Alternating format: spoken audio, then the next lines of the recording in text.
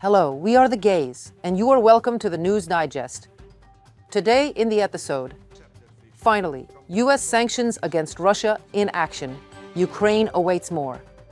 Chelyabinsk and Ryazan, a sleepless night on military plants in Russia. No gas and diesel in Russian region. How severe is the situation so far? U.S. sanctions against Russian oil companies will make Putin wise and help end the war in Ukraine. This was stated by President Donald Trump during a meeting with NATO Secretary General Mark Rutte. He noted that the new restrictions are being imposed on two Russian oil giants, Rosneft and Lukoil.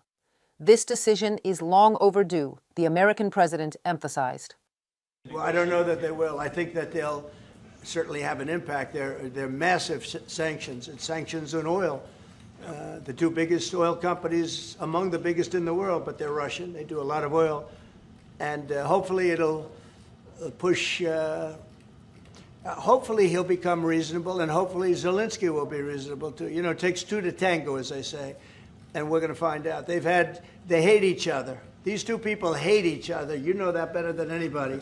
And it makes it more difficult than it should be. So we are going to either announce after the close this afternoon, or first thing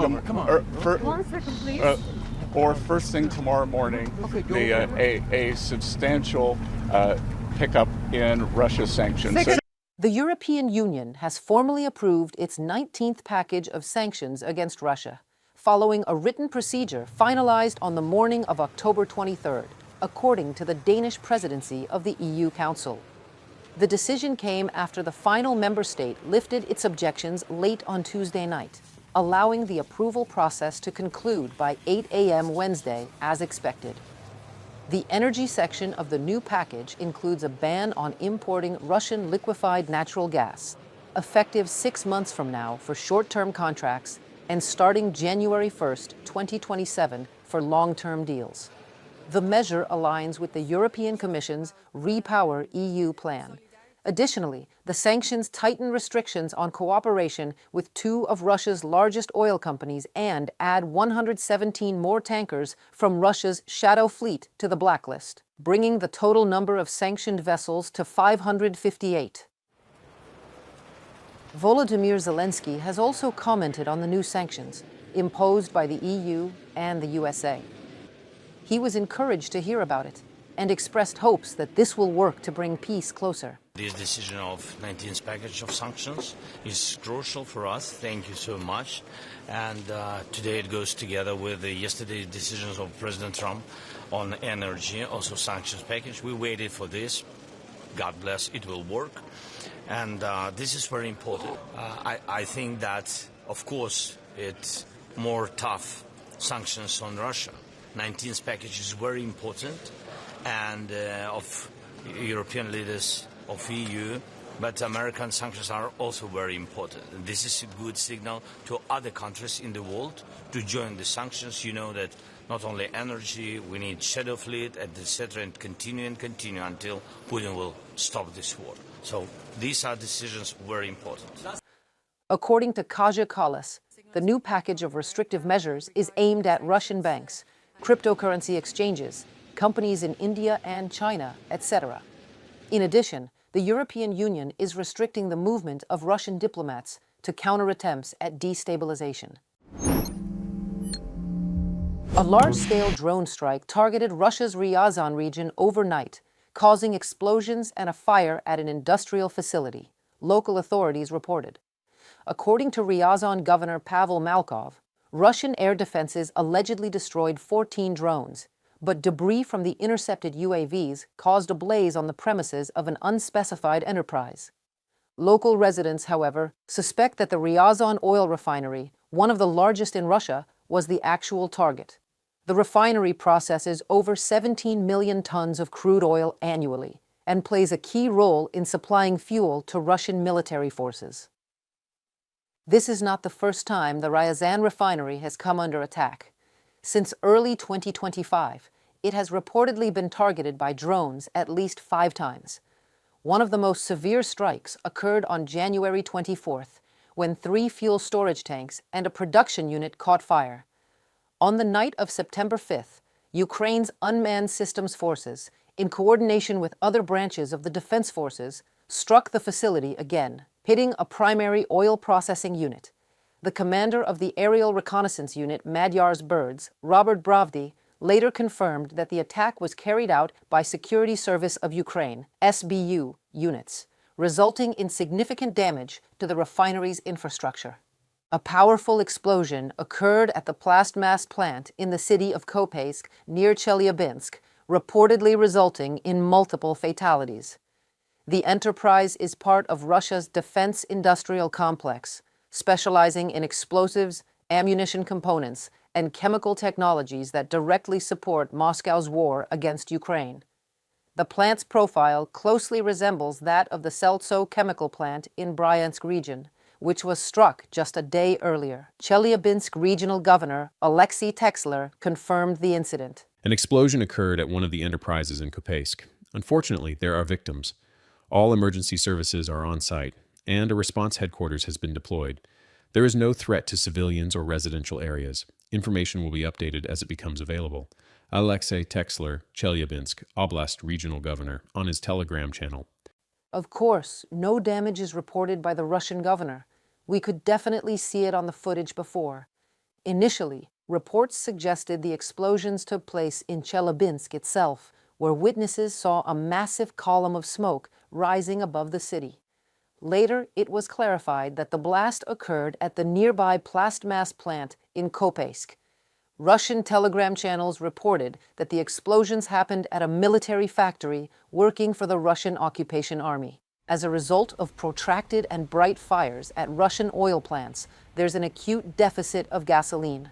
According to local reports, gas stations operated by the Baikal Regional Company in the Irkutsk region, Buryatia, and Transbaikal have introduced fuel purchase limits starting October 21st. Drivers are now allowed to buy no more than 20 liters of gasoline per person. Similar limits have also been introduced in Chita and the Transbaikal region. Meanwhile, reports from the Krasnoyarsk region indicate growing fuel shortages there as well. Local journalists reported that long lines have appeared at gas stations where the price of gasoline has climbed to 58 rubles per liter. At the checkout, they told me I was lucky, the last person to get gas today. Everyone else was simply turned away, he said. Across Russia, infrastructure repairs are being postponed on a massive scale. According to Ukraine's Foreign Intelligence Service, the official explanation cites a lack of funding, but in reality, there's only one reason.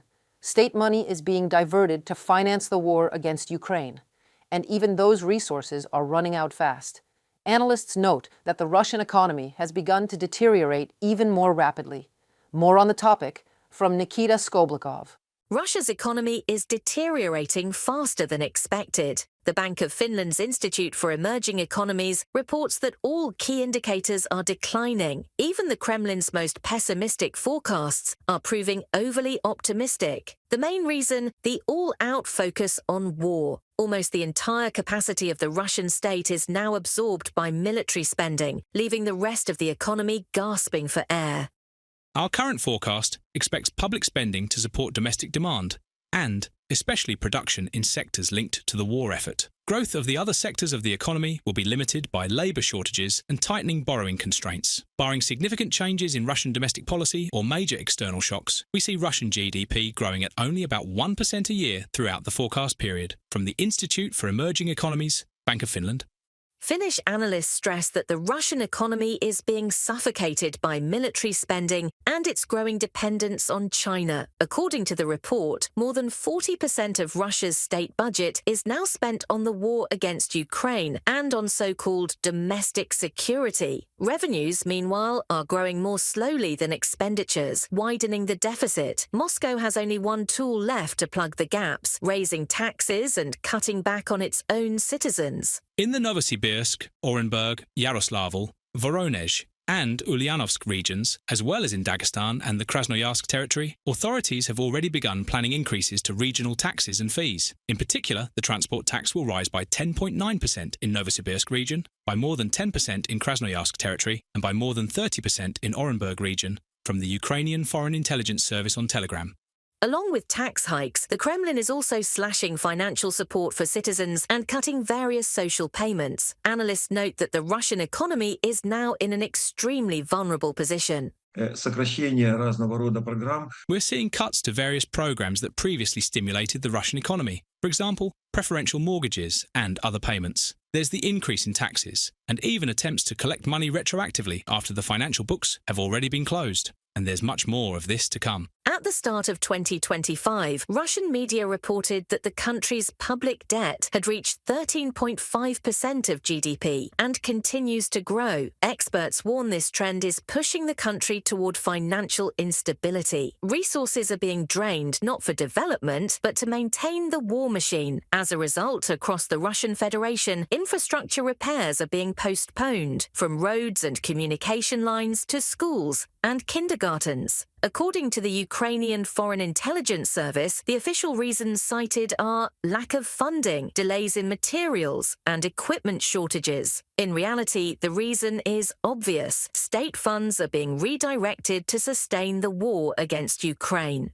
In Kamchatka, repairs to an undersea internet cable have been postponed until 2026, leaving residents at risk of losing high-speed access. A similar situation is seen in transport. Reconstruction of one of Rostov region's most dangerous highways, Novocherkassk-Kamenolomny, has been pushed back to 2027. In Biysk and near Ufa, road repair plans have also been cancelled due to a shortage of equipment and high equipment load. In Kaluga, the reconstruction of 2 central streets has been delayed for lack of funds, and in Kurgan, street repairs have been postponed indefinitely, from the Ukrainian Foreign Intelligence Service on the website. These are problems that mark the beginning, or perhaps even the full onset, of stagnation in Russia's civilian economy. It's clear why. Resources are being pumped into the military sector, and naturally, the civilian side suffers. The government is performing a massive reallocation of funds in favour of the defence industry.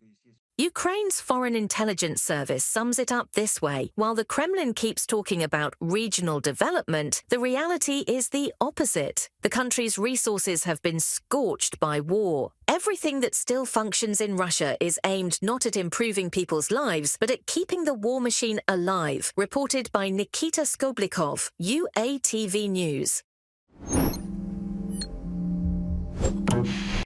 We have to end today's episode with heartbreaking news. Our military correspondent, Aliona Hramova, and her operator, Yevhenii Karmazin, have tragically died. Russia killed them with a Lancet drone in Kramatorsk. Our colleagues were leaving the city when the deadly Russian munition hit their car. We will always remember our colleagues for their courage, dedication, and professionalism. Aliona Hramova, Yevhenii Karmazin, Anastasia Volkova, Oleksandr Makov, Pavlo Lee. These are our colleagues killed by Russia since 2022. We never forget, and rest in peace. That's it for today on The Gaze. Stand with Ukraine, stay informed, and subscribe now for frontline updates and exclusive news. See you next time.